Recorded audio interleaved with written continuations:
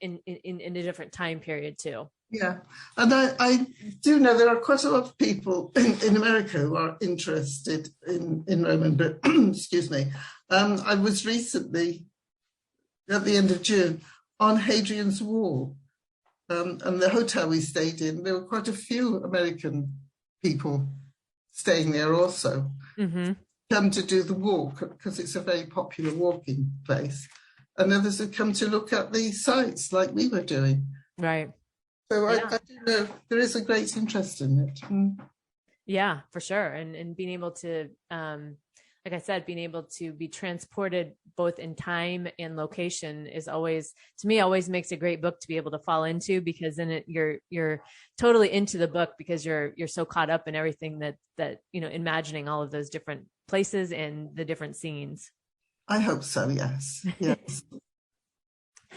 Well, it's been great to talk to you this week, Margaret. Is there any closing thoughts you have for the listeners to make sure that they know about your book? Well, I'd like to say that the book ends with the parting of Gaia and Verrucus. But in fact, the book finishes with a sequel, which is at the moment being prepared for publication, be out shortly, which is called Brothers-in-Law. And that's as far as I'm telling you anything about it. So they heard it here first. Yes. Well, amazing. Okay, that's amazing. So there will be a sequel to Brothers. That's great. Yes, there is. Great. Yes, it's being prepared right now. Yeah. Awesome. Well, Margaret, thank you again for joining us today and being our guest on Books on Air. Yeah. Can I also say, I think you can find my book at Amazon.